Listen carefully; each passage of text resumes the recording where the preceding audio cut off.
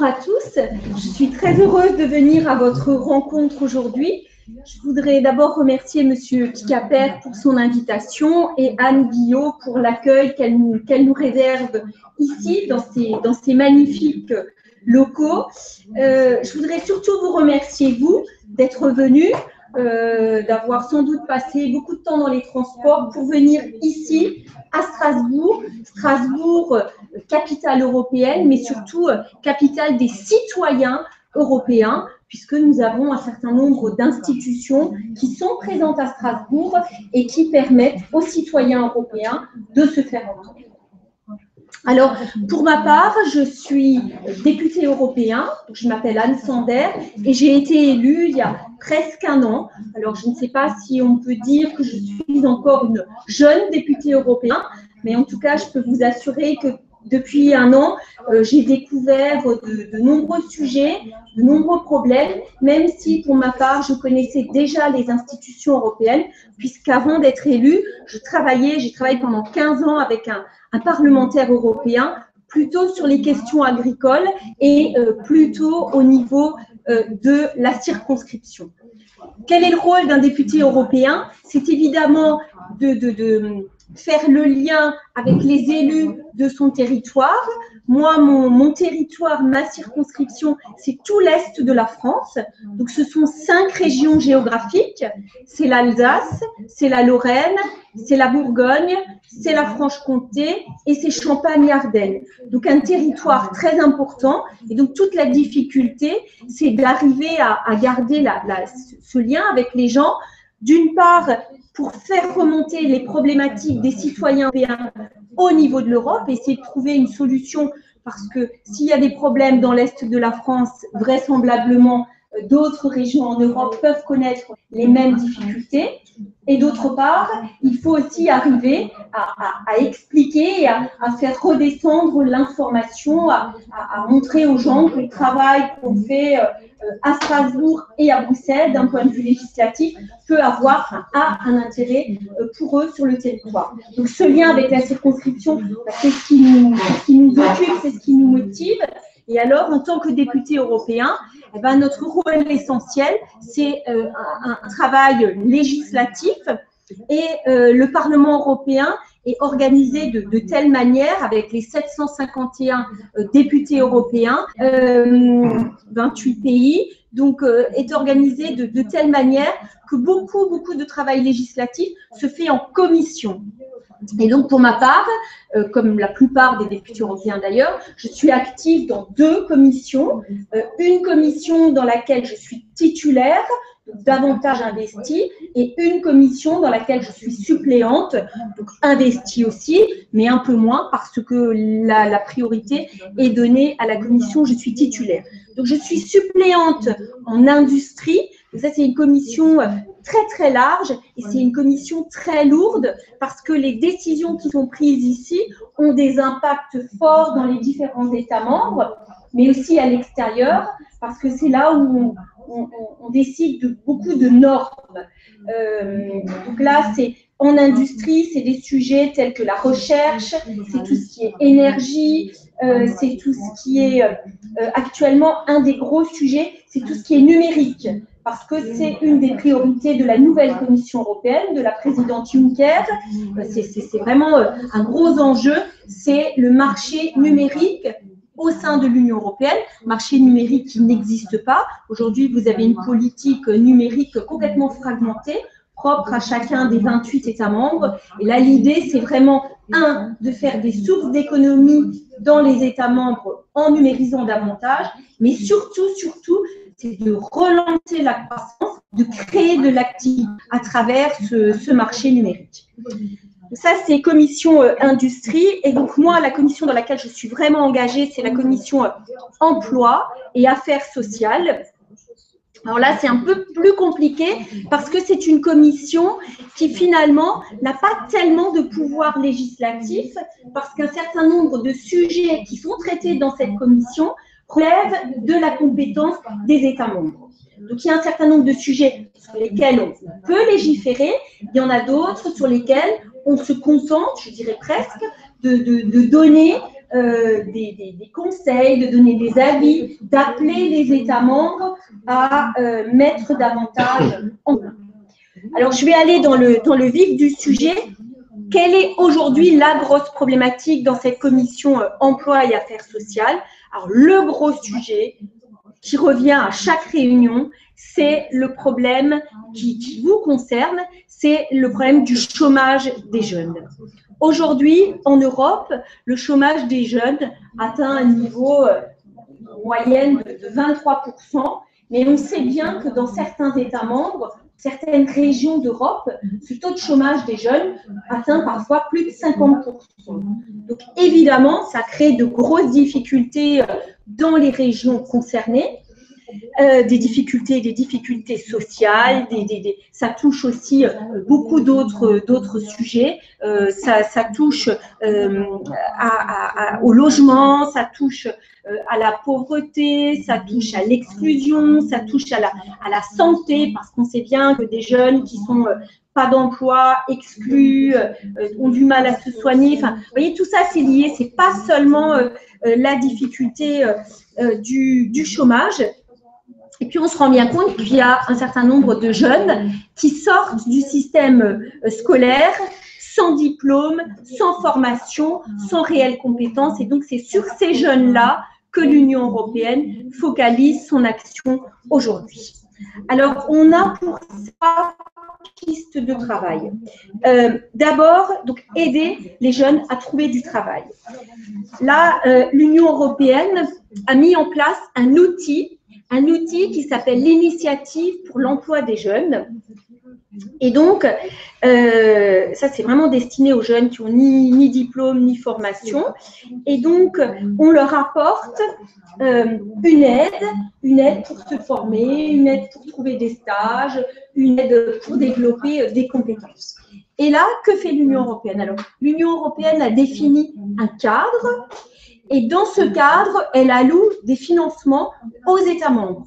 Donc, ce n'est pas l'Union européenne qui va aller sur le terrain et qui va dire en Alsace, il faut former dans ce secteur-là tant et tant de jeunes. Non. L'Union européenne a repéré des régions. Alors, dans ma circonscription, l'Alsace, par exemple, n'est pas concernée parce qu'on estime que la situation des jeunes n'est pas suffisamment dramatique. Donc, dans le Grand Est, c'est la région Champagne-Ardenne qui est concernée, parce que c'est là où il y a le plus de jeunes en difficulté. Et donc, l'Union européenne octroie une enveloppe aux États membres qui ensuite prennent cette enveloppe et la répartissent en fonction des régions concernées. Et c'est localement qu'on va faire des propositions pour trouver des solutions. Parce que la situation du chômage des jeunes n'est pas la même dans les différentes régions de l'Union européenne. Donc, il faut vraiment une solution locale. Donc, l'Union européenne a voté des financements importants. Et maintenant, il faut que les États membres fassent des propositions. Et là, on est dans la phase où on attend les propositions des États membres. Et la difficulté, c'est que ces propositions ont du mal à venir. Donc, vous voyez, même si au niveau de l'Union européenne, on a mis en place un cadre, on a mis en place des financements, c'est aux États membres de s'en saisir. Et là, on voit bien la difficulté. Alors là, nous avons voté la semaine dernière pour augmenter le préfinancement de ces mesures, parce que au départ, c'est un préfinancement d'1% qui devait être alloué par la Commission européenne à ces projets. Et on pense que c'est peut-être pas suffisant. Peut-être que les États membres, comme ils sont eux-mêmes en difficulté de finances, qui ont des problèmes budgétaires, alors on a augmenté le préfinancement en passant de 1% à 30%. Et donc là, on attend vraiment une réponse de chacun des États membres, faire des propositions, monter des projets pour aider ces jeunes à acquérir des compétences qui leur permettraient d'intégrer plus facilement le marché du travail. À côté de ça, nous pensons aussi qu'il faut aider les jeunes à suivre de meilleures formations et il faut donc un système éducatif plus adapté. Là aussi, une fois qu'on a dit ça au niveau de l'Union européenne, en quelque sorte, la balle est dans le camp des États membres. Donc nous encourageons. Dans ce domaine-là, on ne peut rien imposer, mais donc on encourage les États membres à mettre en place, à comparer les meilleures pratiques, à se saisir de ce qui va chez les uns et chez les autres. Au niveau de l'Union européenne, nous encourageons beaucoup tout ce qui est apprentissage. Et puis, il y a un programme Erasmus+, que vous connaissez peut-être. Ça, c'est vraiment un programme européen qui doit permettre à des jeunes, pas seulement à des jeunes universitaires, à des jeunes apprentis aussi, de passer un certain temps à l'étranger et de se former, de s'ouvrir l'esprit et d'acquérir des compétences qui pourraient leur être utiles en revenant dans leur pays. Ça passe aussi par une politique forte des langues. Et là, j'en profite pour faire une petite parenthèse française, parce que nous avons actuellement une réforme en cours en France pour les collèges, et donc elle prévoit de changer la politique d'apprentissage des langues. Et je pense que nous, en Alsace, région frontalière, alors c'est peut-être le cas pour certains d'entre vous qui vivez dans d'autres régions frontalières, mais en tout cas, nous ici, nous pensons qu'apprendre la langue du voisin est vraiment quelque chose d'essentiel. Parce qu'il suffit parfois d'une frontière administrative pour avoir des systèmes économiques très différents. C'est le cas chez nous, entre le chômage en Alsace et le chômage en Allemagne et la situation économique en Allemagne. Donc, beaucoup d'Alsaciens ont la possibilité, aujourd'hui déjà, de travailler en Allemagne. Et pour permettre aux jeunes générations de continuer à travailler en Allemagne, il est évidemment essentiel pour les jeunes de maîtriser l'allemand. Évidemment, il faut aussi l'anglais, il n'y a pas que l'allemand, mais je pense qu'au sein de l'Union européenne, apprendre la langue du voisin, c'est vraiment quelque chose qui est très important. Et puis, favoriser l'emploi des jeunes, ça passe aussi par soutenir l'esprit d'entreprise chez les jeunes. Nous avons actuellement nous travaillons là-dessus actuellement au niveau de notre commission emploi. Aujourd'hui, on se rend bien compte que les jeunes n'ont pas forcément, alors ça dépend des pays, hein, mais dans un certain nombre de pays, les jeunes n'ont pas forcément une vision globale de ce que peut être l'entreprise. Alors, les jeunes font des stages en entreprise, mais parfois, même dans les stages, ils restent cloisonnés dans un service. Je pense que c'est important d'avoir une vision globale pour donner aux jeunes peut-être l'envie de se lancer aussi, de créer leur entreprise. Nous encourageons aussi tout ce qui est parrainage d'entreprise. Voilà, donc un certain nombre de mesures. Là, on est encore en train de les discuter. Nous allons rendre un rapport d'initiative sur ce sujet. Alors, à côté de l'emploi des jeunes, nous pensons aussi au niveau européen qu'il faut à tout prix soutenir la mobilité. Parce qu'on voit bien des situations économiques différentes dans les États membres de l'Union européenne qu'il faut permettre aux gens qui le veulent d'occuper un emploi ailleurs. Alors très souvent, c'est une mobilité économique qui n'est pas toujours choisie. Évidemment, si elle est choisie, si elle est souhaitée, si elle se situe dans dans une volonté d'apprendre ailleurs, de s'ouvrir l'esprit, c'est très positif. Parfois, c'est contraint, peut-être en attendant de développer, que l'activité économique reparte dans le pays d'origine. Je pense par exemple aux nombreux Espagnols qui vont aujourd'hui travailler en Allemagne. Eh bien, on leur souhaite un développement économique chez eux pour qu'ils puissent, bien sûr, rester chez eux.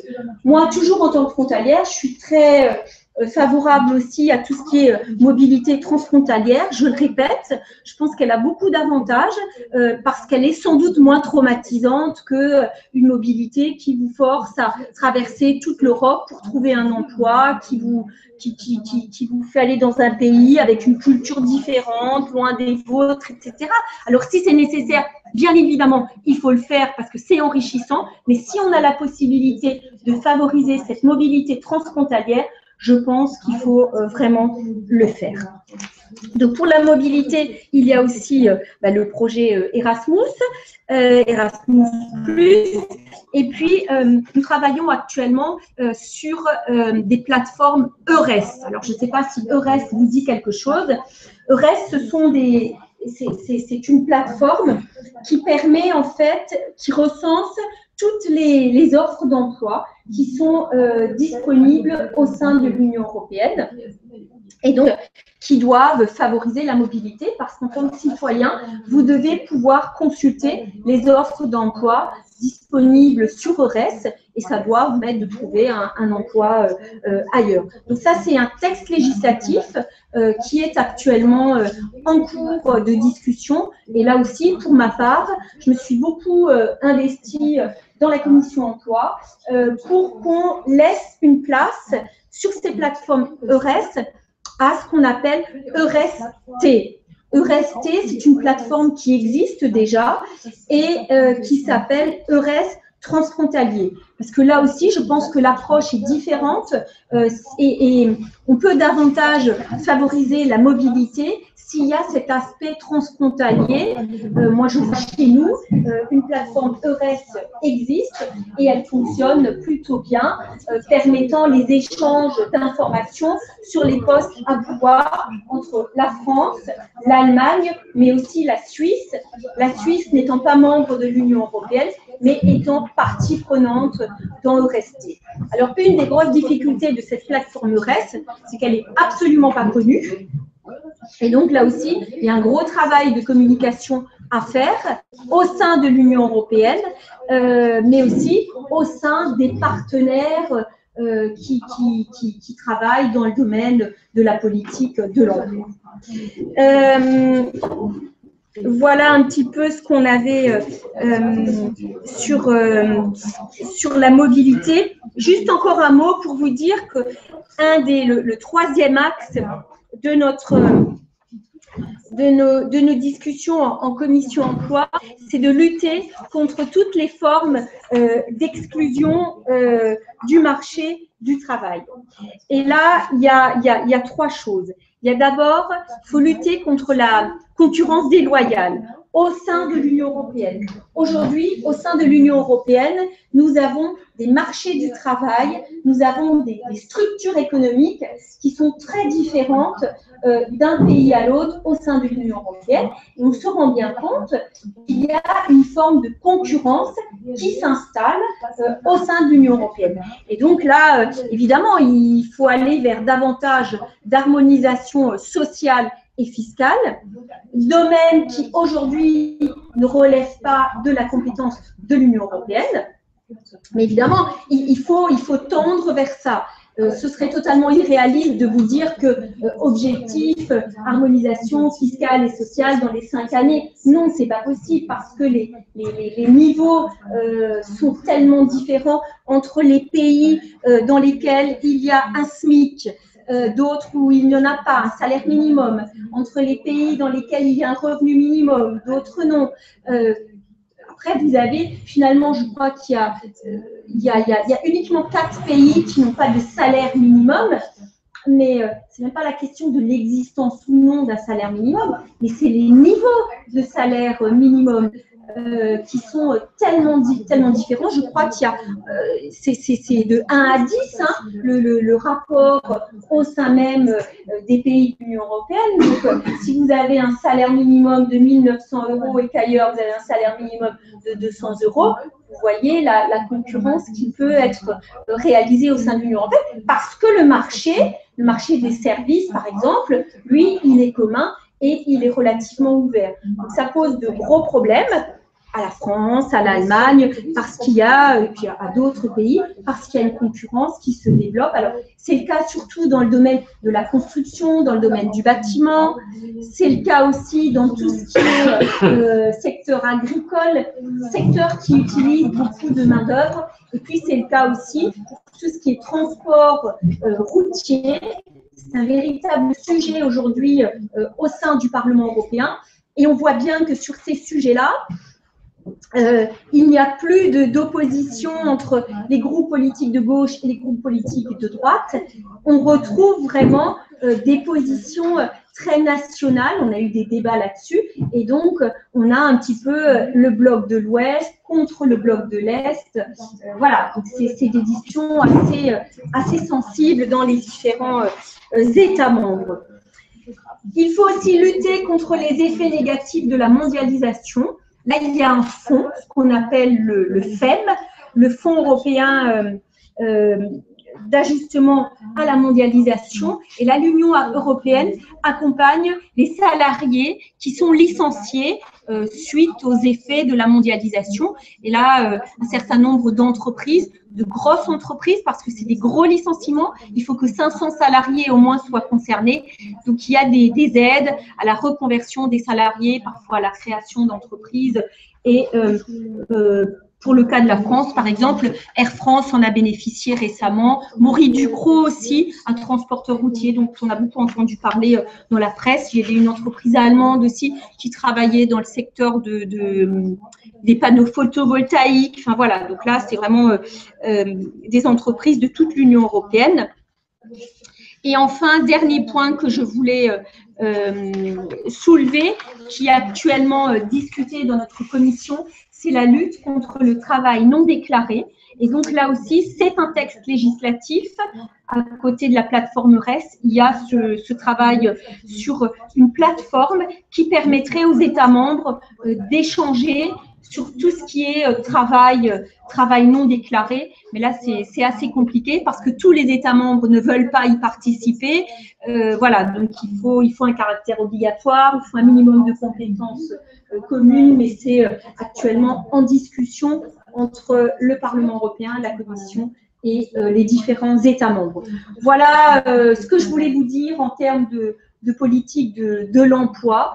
Donc, vous voyez, c'est des sujets assez différents, mais avec toujours une grosse difficulté, c'est que l'on ne peut pas décider sur tous les sujets parce qu'un certain nombre de sujets relèvent vraiment de la compétence des États membres. Voilà ce que je voulais vous dire. Je vous remercie de m'avoir donc donné l'occasion de m'exprimer. Je veux bien, je ne sais pas si c'est prévu, un peu quelques questions, mais j'avoue que je n'ai pas beaucoup de temps. Oui.